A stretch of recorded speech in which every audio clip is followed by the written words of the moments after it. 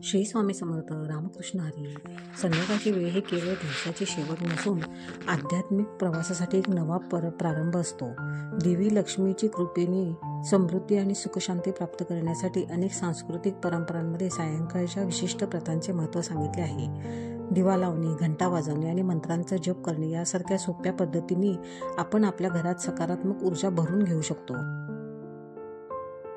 संध्याकाळ ही दिवसाची अशी वेळ आहे जेव्हा अंधार प्रसरत जातो आणि दीपांचा प्रकाश आपल्याला मार्ग दाखवतो. याचप्रमाणे आपल्या आयुष्यात ही संध्याकाळी काही विशिष्ट साधना केल्याने आपण धनधान्याची देवी लक्ष्मीला आपल्या घरी आकर्षित करू शकतो. तर त्यासाठी संध्याकाळी काय करावे? तर 6:30 ते 7:30 या वेळेत आपल्या देवघरात तुळशीच्या रोपट्याजवळ आणि मुख्य दरवाजाजवळ दिवा लावा. दिवा लावताना शुद्ध भावना ठेवा आणि देवी लक्ष्मीची आराधना करा. विशेषतः गायत्री मंत्र जपत दिवा लावायचा हा एक उत्तम उपाय आहे. गायत्री मंत्र हा सकारात्मक ऊर्जा वाढवणारा मंत्र म्हणून ओळखला जातो. घरातील सर्व खोल्यांमध्ये दिवे लावून ठेवा. अंधारात देवी लक्ष्मीला येण्यास आवडत नाही. दिव्यासोबतच तुम्ही रांगोळी किंवा स्वस्तिक काढूनही घरात सकारात्मक वातावरण निर्माण करू शकता. घंटा वाजवून घरातील नकारात्मक ऊर्जा दूर करा. घंटेचा आवाज नकारात्मक शक्तींना दूर पळवतो. शंख वाजवणे ही देखील एक प्रभावी पद्धत आहे. शंखातून निघणारा आवाज नकारात्मक ऊर्जेला नष्ट करतो आणि सकारात्मक ऊर्जेला आकर्षित करतो. धूप देऊन घरात सुगंध पसरावा. माता लक्ष्मीला सुगंधी वस्तू आवडतात. तुळशीची पाने, लवंग, दालचिनी यांचा धूप बनवून घरात धूप देणे फायद्याचे ठरते. श्रीसूक्त, व्यंकटेश स्तोत्र, विष्णू गायत्री मंत्र, लक्ष्मी गायत्री मंत्र किंवा कमलात्मक मंत्र जप करा.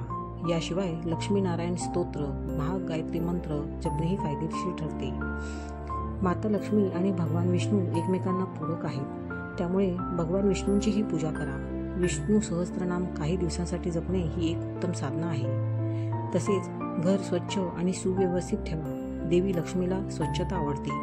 घर स्वच्छ ठेवण्यासोबतच दररोज पायथ्याला पाणी घालणे आणि दारावर तोरण लावणे ही देखील शुभ मानले जाते. भगवान विष्णू हे हिंदू धर्मातील सर्वोच्च देवतांपैकी एक आहेत. त्यांची पूजा केल्याने अनेक फायदे होतात. भगवान विष्णूंची पूजा करण्याची काही महत्त्वपूर्ण कारणे आहेत. तर माता लक्ष्मी ही धनधान्याची देवी आहे. ती चंचल स्वभावाची असते. भगवान विष्णूंची सेवा केल्याने माता लक्ष्मी स्थिर होते आणि कुटुंबात सुखसमृद्धी येते. भगवान विष्णूंची पूजा केल्याने घरात सकारात्मक ऊर्जा वाढते, नकारात्मक शक्ती दूर होतात आणि घरात शांती आणि सुख येते. भगवान विष्णूंच्या आशीर्वादाने दीर्घायुष्य आणि उत्तम आरोग्य प्राप्त होते. भगवान विष्णू भक्तवत्सल आहेत. ते आपल्या भक्तांच्या सर्व मनोकामना पूर्ण करतात. भगवान विष्णूंची भक्ती करून मोक्ष प्राप्त करता येते.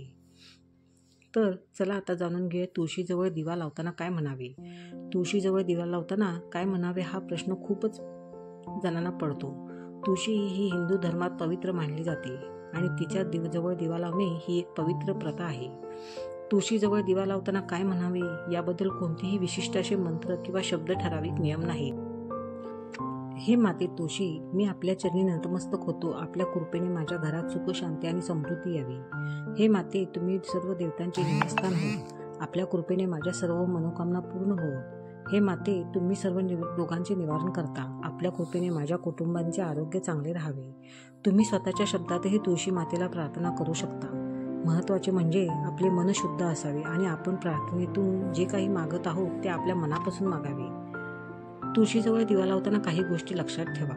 दिवा लावण्यापूर्वी आपले हात धुवावेत आणि स्वच्छ कपडे घालावेत. दिवा लावताना शुद्ध तूप किंवा गाईचे दूध वापरावे. दिवा लावताना आपले मन एकाग्र करावे आणि प्रार्थना करावी. दिवा लावल्यानंतर आणि त्या ज्योतीकडे काही वेळ पाहावे. दिवा स्वतःहून बुजून जाईपर्यंत तो त्याच जागी राहू द्यावा. देवी लक्ष्मीच्या आशीर्वादाने भरलेली संध्याकाळ आपल्याला सकारात्मकता आणि समृद्धीचे वरदान देते. दिवा लावणे, मंत्रांचा जप आणि स्वच्छता राखणे ही काही सोपी पद्धती आहे ज्यांच्याद्वारे आपण देवी लक्ष्मीला प्रसन्न करू शकतो. या विधींनी नियमितपणे अवलंबून आपण आपल्या जीवनात सकारात्मक बदल आणू शकतो. तुम्हाला जर दिलेली माहिती आवडली असेल आणि महत्त्वाची वाटत असेल तर तुम्ही माझ्या चॅनलला नक्की सबस्क्राईब करा, जेणेकरून तुम्हाला नवनवीन प्रकारची माहिती यामार्फत पोहोचू शकेल व तुम्ही ती अंमलात आणू शकाल.